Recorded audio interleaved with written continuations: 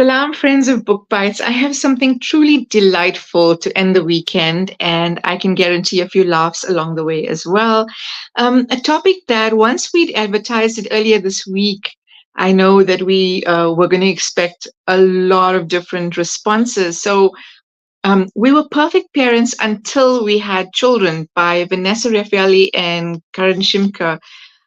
The really interesting thing about this topic and what really got people commenting and laughing and making all sorts of is that, this resonates with absolutely everyone. One of the most contested sort of topics is raising your children in societies that are so dynamic and constantly changing. And it's like even if you've had multiple children, every child brings with it this feeling that you're doing it for the first time. So it's wonderful to have community. And the idea of the village was started by Vanessa Raphaely. It's actually, you've heard of the sort of saying it takes a village to raise a child, which is quite so. But in this case, taken to social media as a Facebook group, the wisdoms shared on the group for parents raising teens, tweens, and young adults. Having kids is a baffling endeavor, beset with sulks, meltdowns, anxiety, and disappointment, and that's just for the parents. So there's so many aspects that get covered, and I want to get right into it. But a quick introduction about the authors. We'll be speaking to one of them this evening. Karen works as an author, editor, and writing coach, and in her journalism years was a parenting columnist for Femina magazine and Parent 24. She's won numerous awards and commendations. She's the author of the weekly Love Letter, and she also writes about books and readings on Instagram.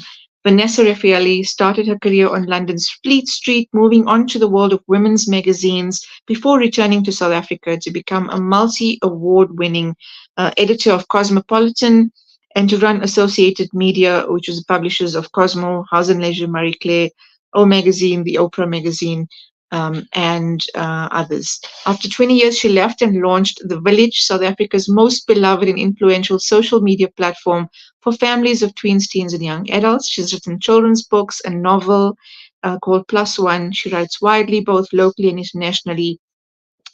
And she is a parent. Vanessa lives in Cape Town with her husband, her youngest Leo, and her two dogs. Her daughter Mila works happily in the art world, and her eldest Max is completing his software engineering degree in Scotland. So he's flown the nest already as well. Vanessa, wonderful to have this opportunity to chat to you, and welcome to Book Bites this evening.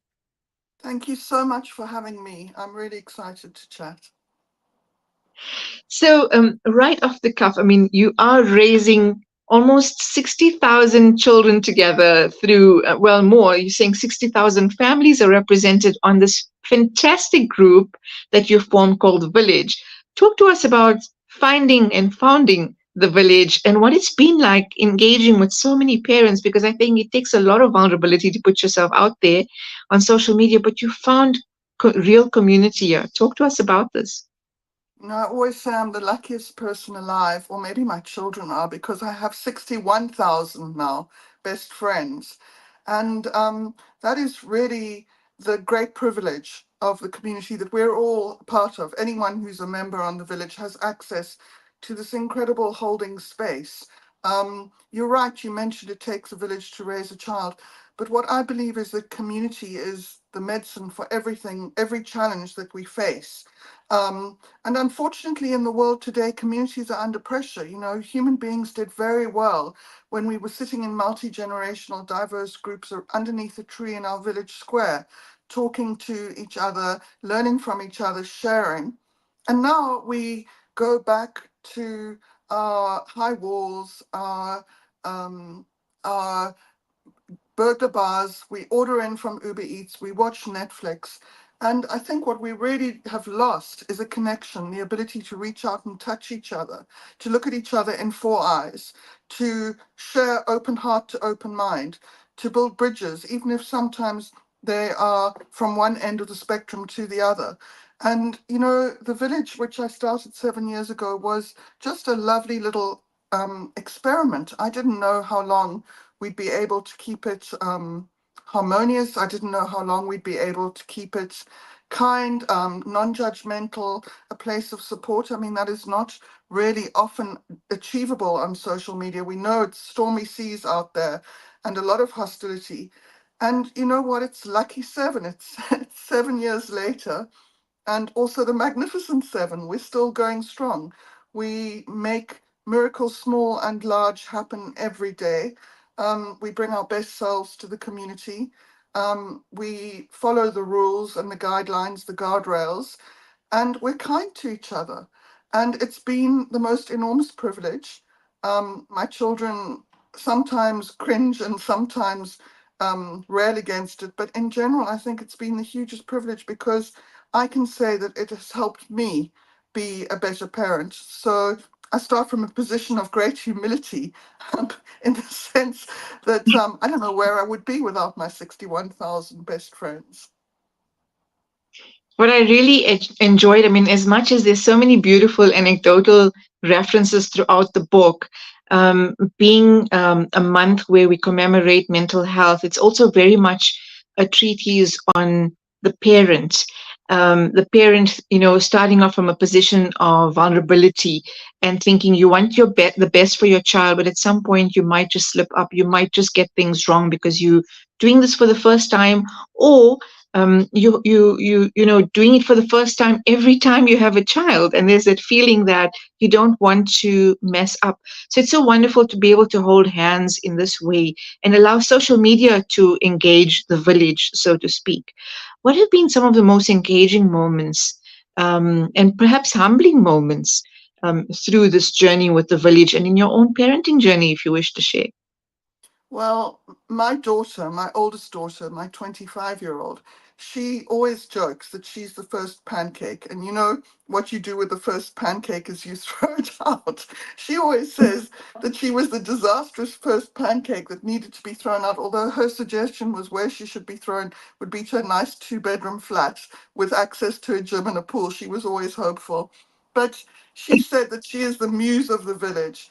And I think the best moment for me was when it took off, when I realized that there was this strange alchemy, that it was going to work. It isn't the incredible moments. I mean, from helping a mother bring a child who was, just thinking off the top of my head, helping a mother bring a child who had been diagnosed with cancer, terminal cancer overseas, and was struggling to come home. That was probably our greatest, biggest moment, that we were able financially and in terms of our network effect, connection network, were able to help bring that young man home to be with his mum. To a tiny moment this week when someone discovered that their dog was pining for a dog toy that had been discontinued, and through the magic network of the village we were able to play chicken tinder. It was a chicken toy, an endangered chicken, and get this chicken to this distressed dog. So the magic of the village is that, in the words of the great Diana Ross, if you reach out and touch somebody's hand, you make the world a better place if you can. um, I think the moment for me when I realized it was working was when it worked. The best moment was when I saw it worked. And then, often many of us have moments, and I think that's one of the truths of parenting. You have moments where you're flying high and your child got an A and you think you're mother of the year. And the next moment you get a call and that child is in the is in the headmaster's office, and they're suggesting that you explore other school options. I've been in both of those. That's the truth. You have your highs and you have your lows, and everything is better for both parents and for children if you have a steady presence at your side. The message of the village is you don't, and of this book is there is no perfection, but what there is if one adult in a human's life is the cheerleader, is the belief, is the voice of confidence and optimism, that tomorrow is another day, that together we can get through this, that there's always some solution, that plan G is not necessarily worse than plan A, that you don't have to always win, that you learn as much from losing as you do from winning, that it's all just part of life. That if you can do that with someone at your side, role modeling those things, you will be better as a parent, which is why you need 61,000 of us, and your child will be better, which is why a child only needs one adult to believe. They only need one cheerleader. And so our whole philosophy of the book is South Africa is a hard place. This world is a hard place to raise a child with optimism and with confidence. We've been beaten and battered. This country is the most unequal and unfair country in the world, but it is also the most magical. It is where miracles can and do happen. And there is something about the South African spirit of Ubuntu and of kind of rough self-confidence. I call it a pirate spirit. You know, we're not necessarily the most sophisticated. We're not necessarily the most privileged, any of us, but we have an incredible essence that when we pull together, we can be magical. And if every one of us is supported to be that for our child or our children, no matter whether we are an auntie, a granny, a sibling who has to take on on a family. You know, these are all a divorced mom, a single mom. Um, if you have that feeling of connection and of community, that is our superpower. Absolutely. I mean, I think even along the years, parenting styles and ways of relating across generations has changed so much. And we draw on the past as much as we draw on the past. There's this ever changing need as we connect with future generations and current generations. And it sometimes can feel overwhelming, not It just as an is. individual or as a couple or as a family, but I mean, I think it's incredible that you have these 60,000 plus differing views and differing all there with the same intention of just wanting to do the best for your family. What You does it see, mean it's navigating all these different perspectives? well, you have to have very strong guardrails, and there are some things we also need to know when to put in rules, and people have to be respectful of rules. Right. So the first rule is that if we can't handle something with compassion and kindness and respect, we don't go there. So my admin team is empowered. They're all professionals. They all are very committed to being only constructive. So there's an understanding that there are some moments in time, that there are some subjects we can't handle. We are, after all, only a social media group. We're not the NGO for South Africa's ills and the world's unfairnesses. So we have these guardrails, which mean if something cannot be handled. And there are subjects which are too painful and too sore to go to on social media. They're like it's like lighting a match. Also, there are subjects which are not within our remit, you know, things that are important in other spaces. So I would say a kind of laser focus on our mission, which is to build community, build bonds, build those faltering bridges sometimes, to be only constructive and to be only kind, and to also be very confident in the way that we hold that space. The five of us. And then, of course, as well, I have 200 people working behind the scenes voluntarily who watch every step the village takes. So if someone is ever being abusive or mocking or judgmental or not allowing someone or trolling any of the ills that are on social media, someone will warn an admin and the admin will swoop down on their broomstick and will deal with this. I mean, obviously, these structures in place are necessary to keep things smooth and to get the best out of a well intended sort of grouping. You also mentioned, I mean, I want people to read this book, but you have such great sort of, as we go through the chapters, some of the, like I said, anecdotal references, but pretty much a parenting plan of some of the topics and themes that really, really resonate across the board.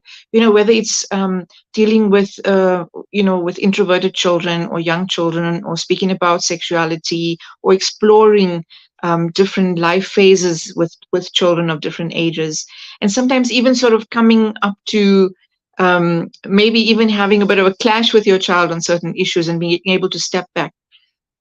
Give us a taste of some of these advices that come through the village. Well, I'll give you, I mean, to anchor that in something concrete. You know, it's always hard to parent across generations, but it could be said that we are actually parenting across revolutions, chasms. We're not only generationally different from our children, we're also parenting across the digital divide. We're parenting across massive cultural divides. Our children are very much less obedient as a generation than we were. So they are more challenging to us in many ways. Their reality is so different to us across all the many diverse families that we deal with. So some of the subjects that come up are, say, for example, if you come from one set of beliefs and your child comes from a very different one. So in many cases, if we are religious and our children are rejecting of religion, or we are fearful of children having a sexuality which is not heteronormative, and we fear for our children, whereas our children feel that we are overly conservative and restrictive of them. So those are the very, very big subjects that we deal with. Um, and the advice, the beautiful thing about this book is that it's not just Karen and me giving advice. I mean, I'm not in a position to do it. I always say my children were not put on this planet to make me look like parent of the year. But what happens is 60,000 people will lean in, offering shared experience, not saying you must do this or not saying this will work, but saying this is what I did and this is the learning that I found. And maybe if you thought of it in this way, it might be helpful. And the most amazing magic happens when people are not telling each other what to do, but telling each other what they did. Because if you're reading something and you're not feeling threatened and you're not feeling put on your back foot, you can let the advice and the experience wash over you. And what stays with you, what resonates, what creates that aha moment, that epiphany, is the piece of advice that would be useful. And I think that's the true magic of so many voices and so many diverse voices as well, because we can't help but have our mind opened by listening. You know, my mother always said to me, "You've got two ears, two eyes, one mouth. Read and listen." And Right. and she also said, "Shut up," but that read and listen, look, listen, learn and listen, and I think that's what really the incredible value in so many different diverse perspectives are. I take that point greatly because I think it's also a feeling of knowing that you're not alone. Because the parenting journey can feel alone when you just feel like you're hitting a wall and you're not getting through, or that moment of self doubt that comes in. So a wonderful opportunity then to connect with other parents as well. So The, to the, the children, I mean, I'm looking at some of the quotes on the back, and there's such great advice. Everything shines in its own time. There's no timetable for life. Timetables are for classrooms, not for people. And along the way, I think there's a whole chapter dedicated to advice that some of the villages would give for digital villages would give for children. What I found really special about that is that can be taken as advice to self, advice to your younger yeah. self, and a moment for healing comes out of that. How has some of that come through? This energy of healing in being part of this very massive, beautiful circle. Well, the first thing, the most beautiful thing, and the most common thing that anyone says to me and to the other admins is what you just said. I don't feel so alone.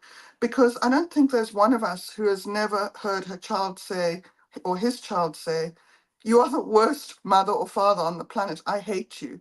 And when you are a parent and your child says that to you, slams their door, disappears behind the door in a puff of rage, a cloud of rage, and then you hear your child sobbing, that is the most terrible moment that you can be. And ground zero stretches throughout adolescence at a point often when mothers and fathers are feeling their most vulnerable. So that feeling of loneliness that you recognized and that feeling of failure is, I think, something none of us can ignore. There is no way once your newborn is put in your arms that you are going to sail through with that feeling, that beautiful baby bubble when you think everything is perfect in the world.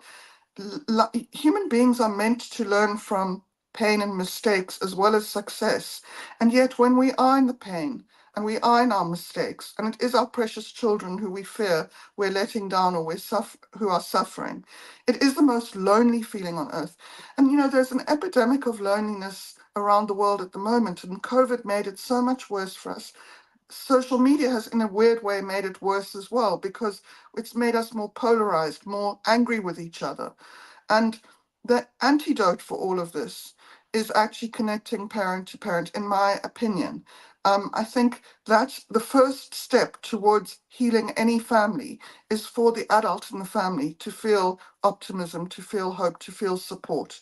So every single day, one can do it by oneself. There are single mothers, single parents, have been stellar in that fight. But the exhaustion and the cost, and it's just made so much better by having someone to reach out and hold their hand. So for me, before I turn to anything else, I always turn to the village. I've asked so many hundreds of questions of this community, from the most banal, which I did last week, which was, I've forgotten my child's 18th birthday. I didn't order him a birthday cake. Help, help, help, help. To the most profound, when a child is showing mental health issues or suffering, or they are crying behind that slammed door. And so, there is help and there's always a solution. And I think one of the things as parents is we expect ourselves to get the distinction in parenting when actually a C plus in the real world can sometimes be as good as a best in class, best in show. So I think that we're sometimes extremely tough on ourselves as parents. And that's when we Mm. feel all those feelings of loneliness and alienation, when so much is visible to us that everyone else is struggling too. And also that we shouldn't fear our children struggling, and that we shouldn't fear our own struggle either, that it's a necessity that to be battered and bruised is part of the human condition. But we remain beautiful once we keep on trying to be better for the people we love, and we keep trying to show up for those people. And I see it. I see it every day in the village. I see these incredible parents um, showing up for their families.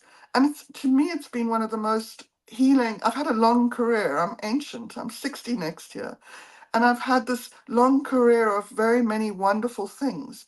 And yet, this little project has been the most beautiful of all because I've seen heroism, and I've seen everyday heroism in the parents who show up for the next generation. And it's been so beautiful. It really has. Well, I also appreciate that this is not sort of not to take away from it, but this is not just a handbook for survival for parents, but also, you've got these chapters dedicated to raising socially conscious citizens, engaging children in all the questions that might come up because the world is constantly throwing prompts.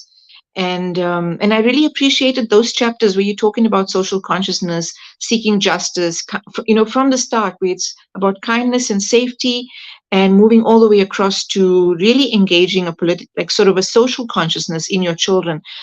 Speak to us a little bit about that, but also about this. We say that children have this inherent innocence, and then you've got to warn them about certain dangers, and to be able to sort Yeah, of break that and say, well, don't trust everyone. Those are the kinds of things that maybe I want to hear some comment on. yeah. The thing is that it can be a very ugly, terrifying, and disappointing world. And if you do feel despair, which is the cousin of disappointment, then no one can ever flourish. So more than protecting a child or even preparing them, I think you have to convince a child that their spirit and their soul is beautiful, and that where true beauty comes from is in the connection and respect for other people. So, one of the main things when you live in a country like South Africa, and when we face the horrors of the world, the ugliness of the world at the moment, is how do you instill old-fashioned decency, deep values of, I as a Jew call it menschlichkeit, decency, in a child. And it's really very simple. You can blame no one. You have to engage parent to child. That is your role, and you have to embrace it. So in the book, we are quite forensic. We do say you have to role model. It starts with you. As a woman, if you want to teach your boy child respect for other women, you have to declare that you're right to be respected yourself. If you want to raise if you want to raise a brave and courageous girl, your your male role models in the world have to have to show your daughter that those characteristics are valued and are powerful juju. So there are these messages the whole way through, because our perspective is that it is familial responsibility to build the inside, the inner child that will grow into an inner adult. We can't outsource that to anyone else. Um, we can't expect, unfortunately, for the world to always mirror the answers that we are looking for. So there are two things. One, you have to connect with your child in a form of consistent respect. You have to be engaged with the education of that child um, and the growth of that child, the nourishment of that child. You can't you can't outsource it. And you also can't sit on your cell phone scrolling through Instagram and expect your child not to do the same. So you have to be engaged, connected to your child. And the second thing is you have to feel that feeling for yourself. So it starts, that feeling of of respect, which spreads outward, comes from inside. That's wonderful. I mean, you often hear of relationships offering an opportunity for self growth if you're really present and if you really take on that kind of, um, well, take on that challenge, so to speak. I mean, there's so many beautiful gems in this book, and I want people to actually get out. And I think not just that the title is enticing and very relatable, but just the idea that there is something that documents the sort of journey of parenting. And I think the kids need to read it as well. Children of all ages would want to be able to read this and say, well, there's another side, there's a different perspective, even across the generations that we speak of. I think it was just such a wonderful opportunity to just pick your brain on some of the topics. What are your hopes now that this has become, a printed publication that will reach people in a different way? What are your hopes for this book? Um, I hope it's a little book. It's not. It's quite a humble book because it doesn't set itself out to be the last word. I hope when a person has it in their hand, they don't feel so alone. I hope they don't feel like they are the worst parent, or that the mistakes they make out of being a human being Mm, are catastrophic. I hope they take away. I think there's one message, a superpower about connecting to children, because we deal with kids when they're in their tween, teen, and young adult stage. We don't deal with babies or toddlers or preteens. And the thing that happens often as you get older is that you lose confidence yourself.